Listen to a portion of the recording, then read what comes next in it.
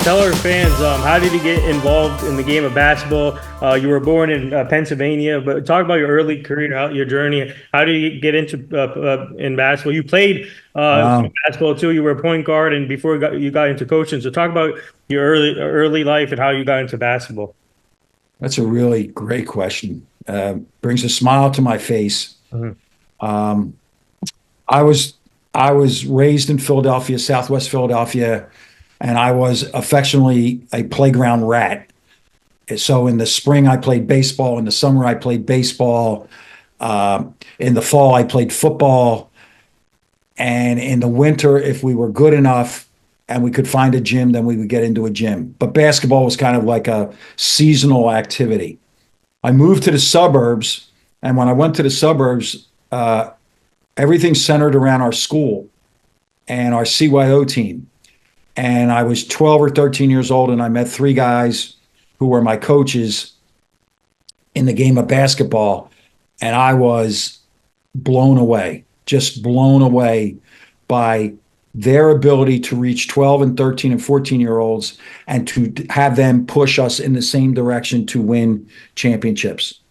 That's when I knew. In the ninth grade, I knew that I wanted to coach, I wanted to teach, and I wanted this game, which I think is a beautiful game. I think basketball is a societal experiment that does not discriminate. You can go to Philadelphia and play. You can go to the suburbs and play. You could be male or female. You could be black or white. You could be rich or poor. You could be an international student. But you can find a game, and you go into that game and you share the ball, you share the responsibilities, and you build these relationships through the game of basketball. That's what I was able to do. I went on to St. Joe's Prep. I played at St. Joe's Prep and had a wonderful, wonderful experience, always impacted by my coaches, who I considered to be teachers, not just a coach as a title, but they were teachers of the game of life and the game of basketball. I went to Widener in Chester, played Division III basketball. All the time in the summer, I was trying to enhance and embrace my opportunities to eventually coach. When I came out of college, I was the JV coach at Cardinal O'Hara High School in Springfield, Pennsylvania. I left there. I went back to Widener University. I was an assistant coach at Widener and left there. And then I was fortunate enough at a young age to be the head coach at Bishop Kenrick High School in Norristown, Pennsylvania. And at that moment in time, I treated that basketball program as if it was a college basketball program. I was fully invested, 350 days a year. Everything that I did was to make our program better and to have coached in the Philadelphia Catholic League, which is what I wanted. I wanted to be in the Philadelphia Catholic League, and I had that opportunity.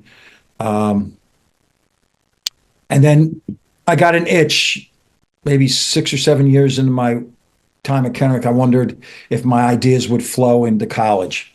And I went to St. Joseph's as a restricted earnings, so I was still teaching school, restricted earnings. I went there after school, and then I became a head assistant coach at St. Joseph's for 10 years. And to have done this for obviously the overwhelming portion of my career was in Philadelphia, where I was born and raised. I could do it with family.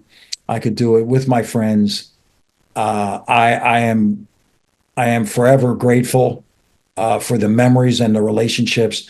And then to have the opportunity to go to Michigan and see what big looks like, right? I was in small, I went to big, and I'm thankful that I had that opportunity. And now I'm grateful to be back in Philadelphia, and I'm out here trying to make a difference. Wow. One thing that you said was that you looked at your coaches like they were teachers. So my question to you, especially because athletes' mental health has been one of the biggest topics in sports as over the last few years, what did you do to teach these athletes not only about the game of basketball, but in life?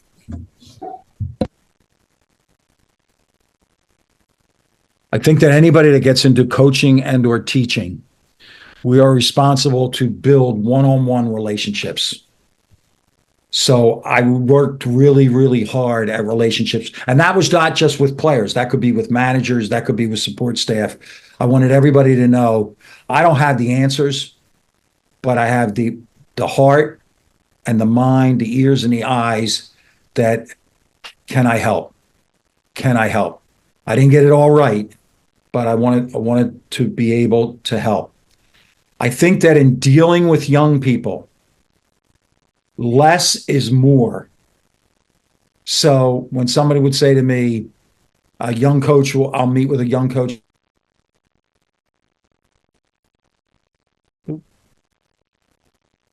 Mm-mm. We lost you, Phil. Yeah.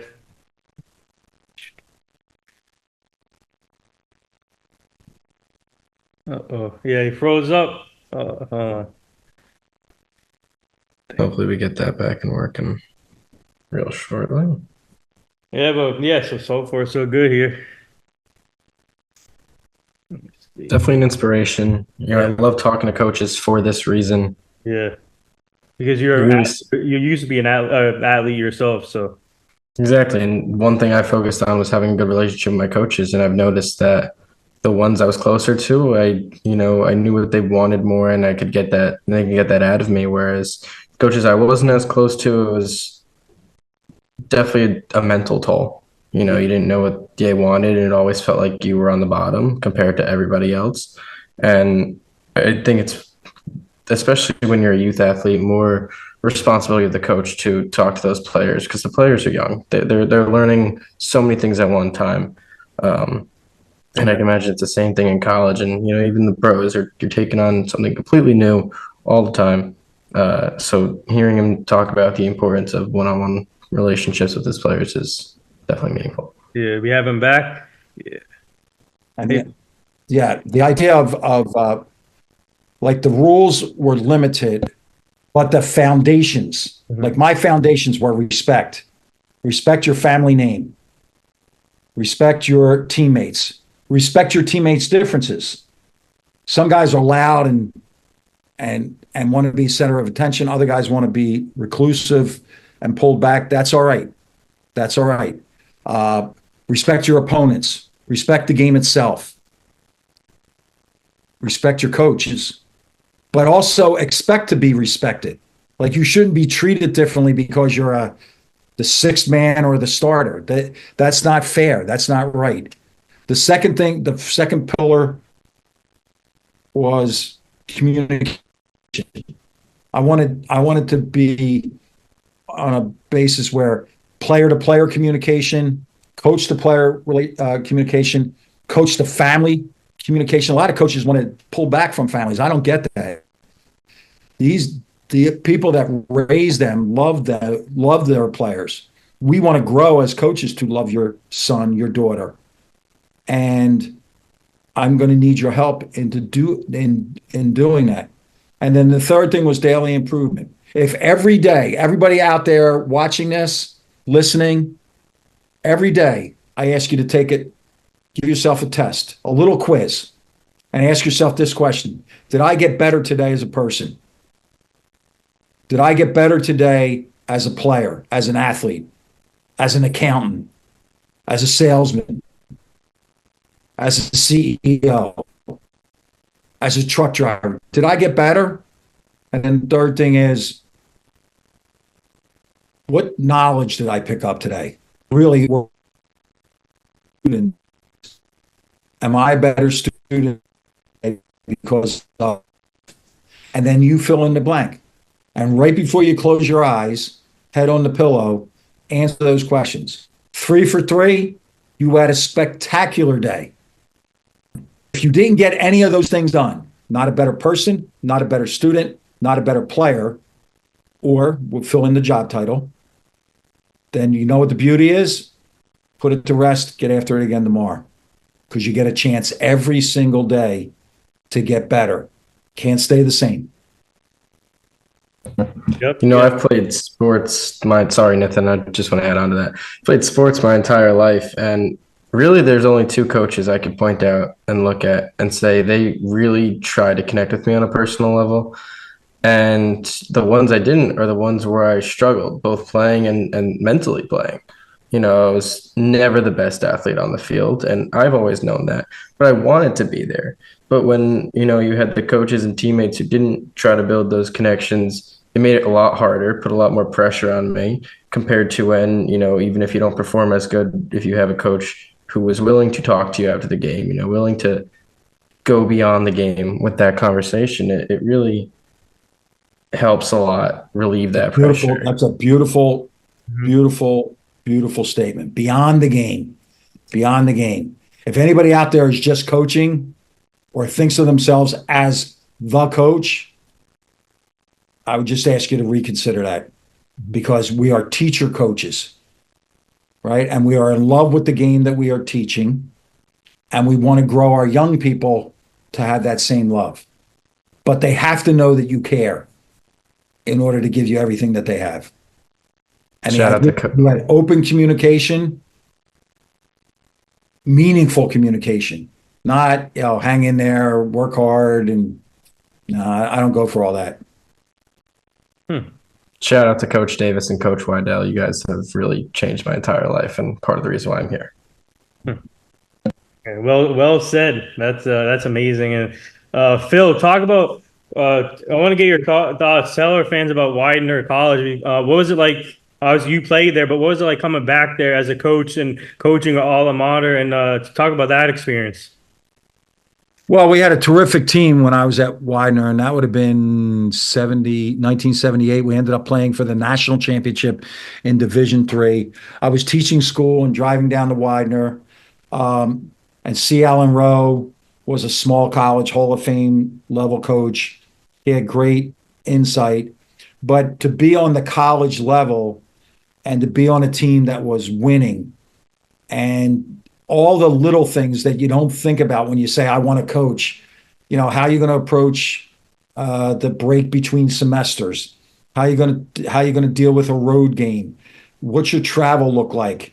How about the responsibility, particularly in Division III, of players filling out financial aid forms, and always recognizing that these young guys were playing basketball, representing their family, representing their school, and they were paying a bill.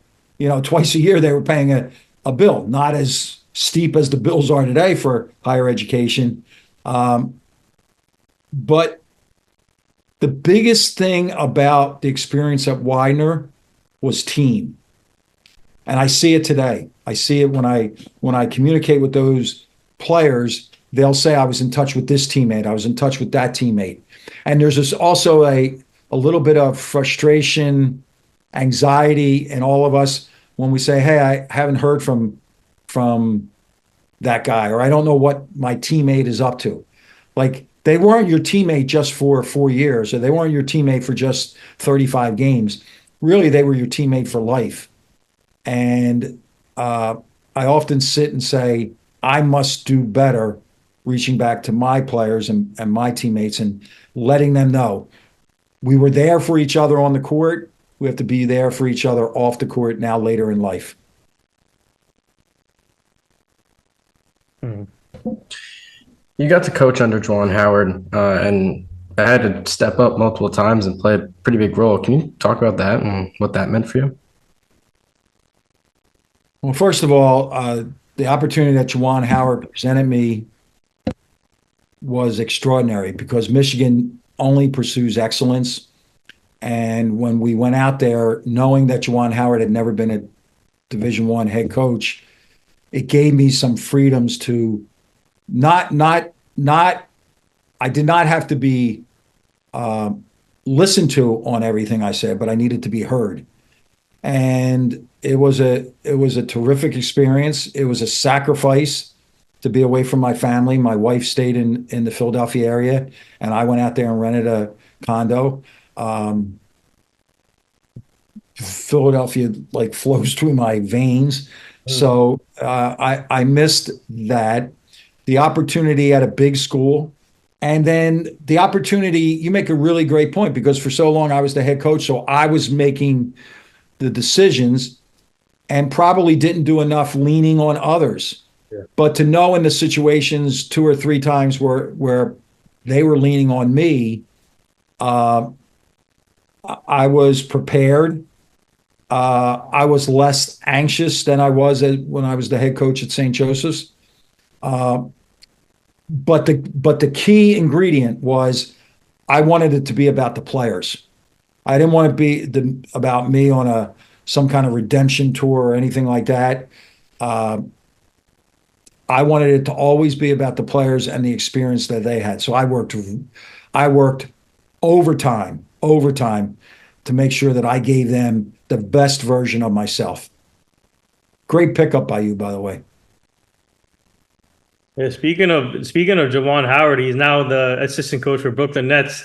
So now he's gonna get a he's back in the NBA now, coaching, and it'll be fun to see him back in the NBA rings and coaching with the Nets and with Jordy Fernandez. And speaking of that, talk about that. Like, what do you think? What do you think that the coaching staff with Juwan Howard and Jordy Fernandez? What are your thoughts on that for Brooklyn? Well, I think it's a fascinating league. I think it's the best league in the world, um, with the best players. And so when I look at those games, I really focus on what is it, April, May, and June. I think the playoffs are extraordinary. I think during the season, it's the individual players that you watch for. I want to see what Steph Curry is going to do, and I want to see the growing uh, superstars, these young kids that Victor. What did he add to his game? So in Brooklyn, I think if you look at their roster, you go, oh, tough stretch here. I mean, particularly when you are in the East and you got to deal with Boston, you got to deal with Philly, you got to deal with New York, you got to deal with Milwaukee, got to deal with Miami, and on and on and on. Juwan Howard loves to teach, and he is going to be in a position with a lot of young players to be able to teach the game of basketball, teach them not only about the NBA game on the floor, but he's going to teach them to be a pro off the floor. It'll be an extraordinary journey to watch from afar. Just before I shout out two of my coaches, and I want to know, have there ever been any players that you've felt extra connected to and stayed in touch with over the years? You know, you coached for a while. You've probably seen a lot of these guys grow up into their lives. And how do those connections kind of like have a rewarding feeling?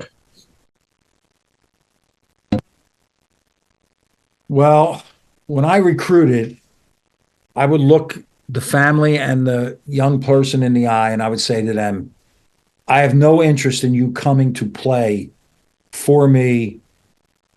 I have no interest in you coming to play for me for 1 year, 2 years, 3 years, 4 years, whatever it is, whether you transfer or whether you're good enough to go to the NBA early. I am only interested in forming a lifetime relationship. So here's what I would say to every one of those players. When you get married, I have a seat at the table. Okay? I can't dance, but I'll dance at your wedding. Hmm. The birth of a child, the signing of a contract. I want to be there to embrace you in moments of joy. On the flip side, I want to embrace you in moments of sorrow, a loss of a loved one. Maybe you're misguided. You don't know, you don't have a direction in life. I demand that you make that call to me.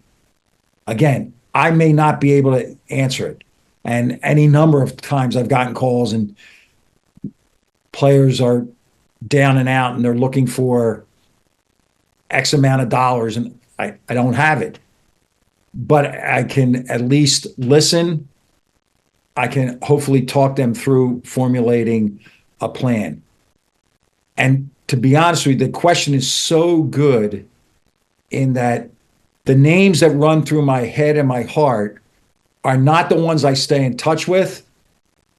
They're the ones that have gotten away, that I haven't done a good enough job. And to think that I coached them for 120 games, there has to be a relationship. And I take great pains in trying to find those players. Now, some maybe were disappointed in their playing time, or some thought I didn't tell them the truth about what they should expect or whatever. Um, I will say this forever. My 24 years at St. Joe's and the 10 years as assistant, so 34 years on that campus. The greatest day for me was graduation. And I would go there and I would celebrate with their families and with the players because that was mission accomplished. They did it. They graduated, but we did talk about it in recruiting. So, memories and relationships. When people say, what did you take away from St. Joseph's and what did you take away from Michigan? Memories and relationships, not individual games, not trophies, not accolades, not sneakers, not gear. It was all about the memories and the relationships. All right. Very well said. Thank you.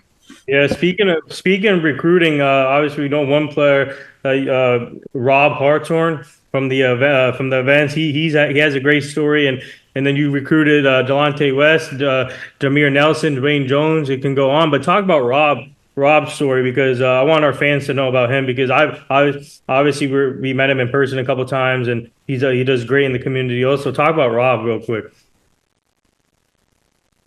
Rob Hartshorn came to St. Joseph. He was a decorated high school athlete. And he really didn't have as much of a direction. So he chose to be a cheerleader. He was a male cheerleader at St. Joseph's. And I would watch him when they were practicing, and he could do things athletically that just made you scratch your head, including dunk the ball any which way.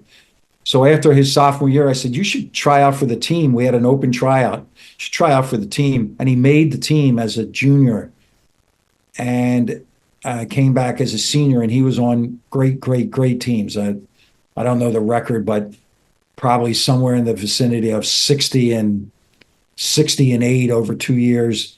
And what Rob did was he allowed his energy to permeate everybody. Yep. He was an enthusiastic guy. He was a noisy guy. He was a great example of what we are all responsible to do. When we lead an activity, we must find each person's strengths and let them play to their strengths. Not everybody's created equal. And Rob was the enthusiastic, energetic. He also was one who could take coaching. So if I had a moment of anger or I wanted to blow off some steam, I could direct it at Rob. He knew it wasn't personal. And like of all of the guys over all those years that I've coached, the one that I talk to the most is Rob. And people need to know this. This is a young guy who has ended every conversation with me over the last 15 years with, I love you, coach. Mm-hmm. That's not a male thing. Like we males don't do that real easily. And he has taught me that, and then I can go out and share that. And then his idea or his recognition that he owed the community has been heartwarming.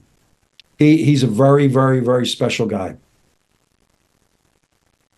Yeah, and speaking of St. Joseph, you were able to coach with Jim Boyle, John Griffin, and at some point you were named at the 14 coach in school history. And talk about St. Joseph's College alone itself and the history and the program and then and coaching there too.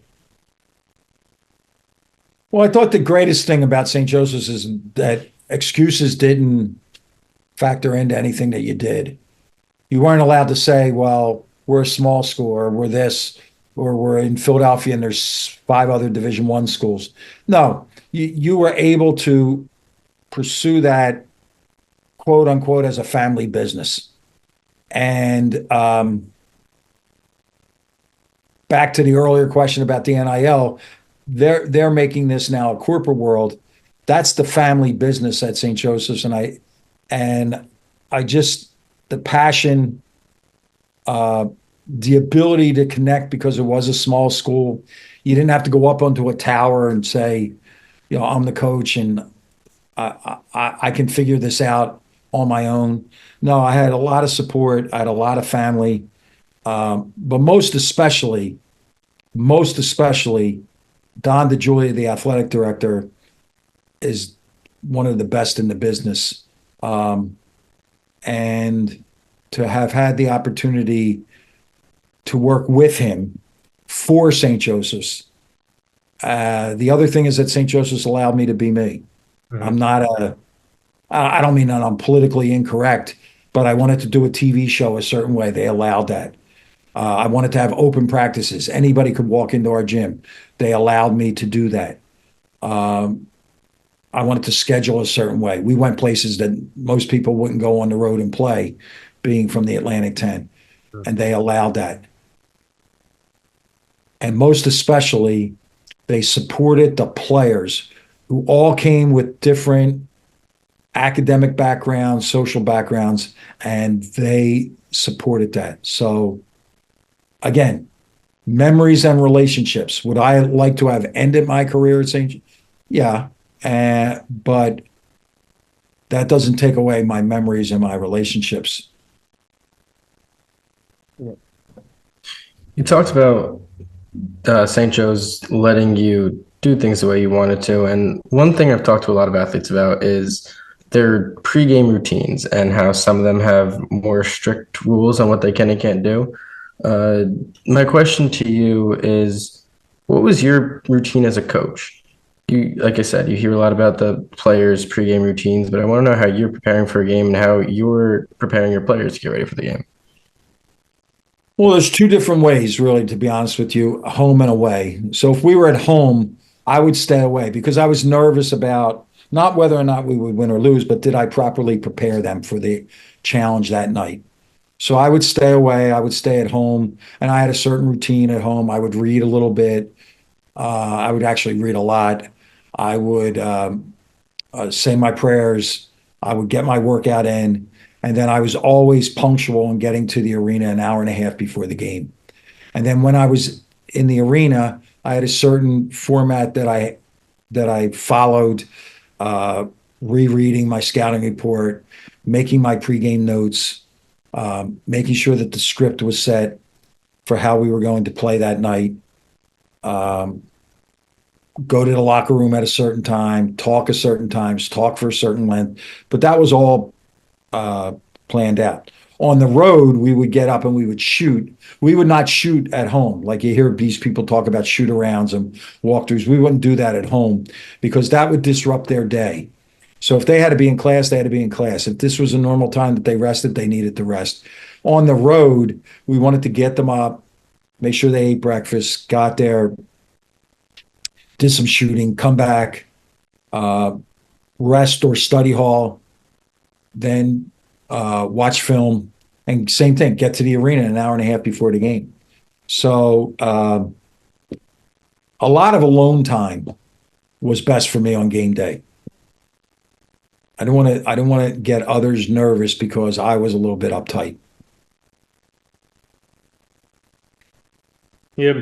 So I'm gonna read off your resume. You had obviously I said it early in the show. You had a great career, coaching career, over 400 career wins. You had three Atlantic 10 tournaments, four Atlantic 10 regular season tournaments, and also Coach of the Year, AP Coach of the Year, Naismith Coach of the Year, a couple of awards, and talk about some of your best moments, Phil, and tell our fans some of your best moments you had in your career, and your resume speaks for itself. Well, I've already alluded to, there were 2 days each year that it was very special, and that was graduation. I thought that was a really big deal. And then the other one was our Christmas charity. We collected money, we bought gifts, we wrapped gifts, we delivered gifts into homes, to families in West Philadelphia. They were highlights. To me, the games are a little bit of a blur. Like if you say Villanova, yeah, I mean, we won at Villanova, we beat Villanova at the Palestra. To me, it was you made a great statement there about moments. Like what were some of those moments, and they all center around people. Like when I was a high school coach at Bishop Kenrick High School, centered around a young guy by the name of Johnny Custer, who was 5'4", and was big enough as a player to be all Catholic. The experiences at St. Joseph's, at Michigan, all revolve around players. So I don't have any regrets. I and I don't really have. Well, someone has asked me before. Well, what were your top 3 wins? I don't know. I thought every win was so great. Obviously, the championships are a really big deal because they verify how hard you've worked as a group.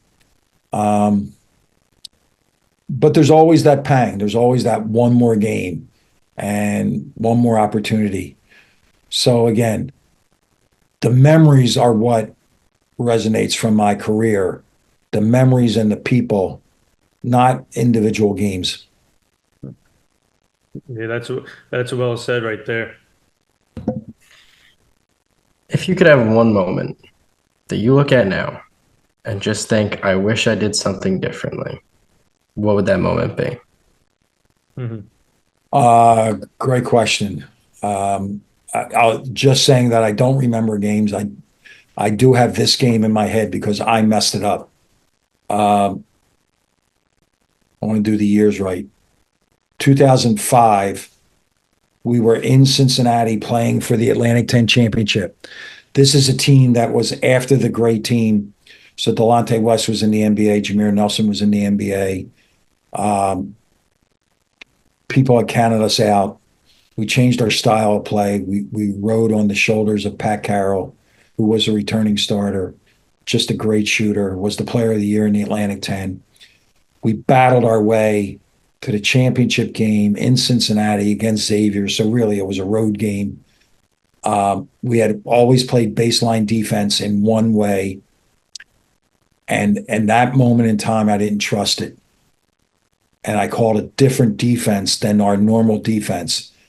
And Xavier made a great play and cut back door, and we fouled a guy who made a layup, and they made it, and we lost the championship by 2 points. That was my fault because all along I believe in trust, and we didn't do a whole lot. I mean, we did what we had to do X and O wise, and I had to trust it. It was good enough until it wasn't good enough in that moment in time, and that was my fault. And that's the one that sticks with me. That sticks with me. How do you handle the locker room after a moment like that? You have to stay consistent. I was always short in the locker room after the game, win or lose, because everybody's exhausted and everybody could be into their own feelings. And all that happens with coaches that go real long in a locker room, you say something and it's the wrong use of the word at that point in time. The biggest deal in those locker rooms is this: we're not leaving here until all of you are whole. And the only way you can all be whole is if you have each other's back. So don't let a guy wander into the shower and be in there for 30 minutes. Don't let anybody in here not walk out with their head high of all that you have accomplished. That's what I've used at the end of almost every season. And the time to thank you and the time for, what's next, that will come. But for this moment in time, the only thing that matters is that we leave this locker room like a fist. And that's where you have your power. You have your power in a fist. You do not have a power in an open hand. And that's people going off and doing their own thing or going to their families. No, we have to leave here united, just like we walked in here united. Yeah, Thank you for that. speaking of coaches, you guys went up against when you were coaching, went up against other great coaches in the game of college basketball. And what was it like going against Rick Pitino and Jim Boeheim, who are both close friends with you too, right? Well, you separate it when you get on the court. Mhm. right? When you get on the court, it's my five guys against your five guys. You won for their success. You won for their success, except for that 40 minutes when they're playing you, and they won for your success. I think anytime you cloud your personal with your professional, it can be challenging. So I've had opportunity on another bench to have my son on the other bench. When I was coaching St. Joseph's, he was coaching Rutgers. When I was at Michigan, he was at Penn State. The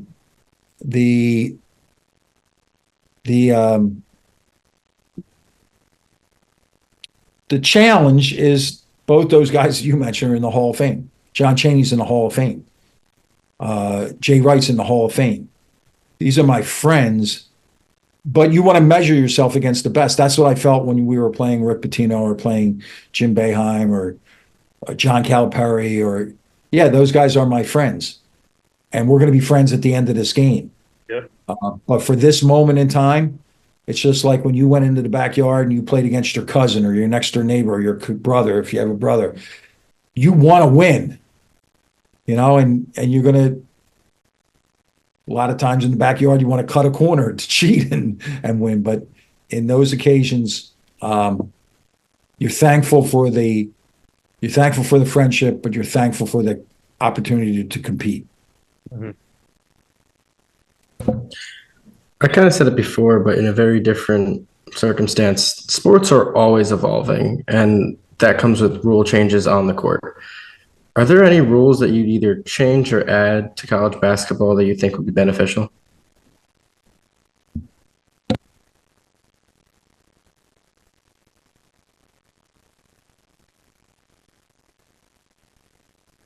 Well, it's not change or add, but it would be, I think that the college game has to become less physical. I think it's way too physical.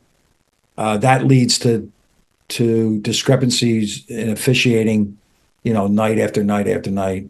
I think we should make it a scoring game. I think it should be, it's a beautiful team game, and that should be included. I think allowing the coach to call timeout, it's a minor detail, but it's a big deal. But there's nothing dramatic that I would change about the game. I'm not in favor of changing the lane. I'm not in favor of changing the shot clock. I think it's a spectacular game, and I think the referees do a really good job. But it is challenging when there's such a variation in the physicality. Let's eliminate physicality and make it a skill game, which is what it's supposed to be. Pretty good mindset, pretty good idea. Thank you. Yeah. So, talk about now the current Michigan basketball team. What are your thoughts on Dusty May, the head coach, and what do you like about this year's team? Well, I don't really know Dusty. I had brief conversations with him when I was leaving. He was coming in. Wonderful, wonderful guy. I was very impressed with the idea that the focus was going to be on the players, and it wasn't about, I've been to the Final Four, and he wasn't walking around touting his own record. And I think that this Michigan team is very similar to the new environment in college basketball, and that it's a new team. I don't really know them. I mean, Danny Wolf is there. I knew Danny. We recruited him before he went to Yale. Will Cheddar's still there, beautiful young guy. Namari Burnett is still there, beautiful young guy who, look, they took a lot of blows last year. We were not a good team. They took a lot of blows, and I'll root for them. I'm excited. I don't know Dusty's staff, but I know the people around the program. I know the fans around the program, and I wish them only great success. Speaking of evolving, analytics have become a huge part of sports over the last few years. And I'm a baseball guy, so I really see it the most in baseball. I'm not as knowledgeable in it as in any other sports, but a lot of guys that I've talked to, managers specifically in baseball, they all have a different concept of the analytics. You hear the younger guys, they grew up with it, so they understand it more than the guys who've been coaching for a while. You've been coaching for a while, so how have you developed analytics into your style of coaching? Well, I would probably say I believe in the numbers, but I don't do a deep dive into the numbers, right? So I'm really interested in how a team and how a player are performing over their last 5 games, your team and the other team. I'm really interested in maybe it's not analytical, but it's situational. What's a team going to do in the last 2 minutes? Who are they going to go to? The numbers fascinated me, and the information that was gathered fascinates me. I'm a crazy Philadelphia Philly fan. Mhm. When they spout these numbers,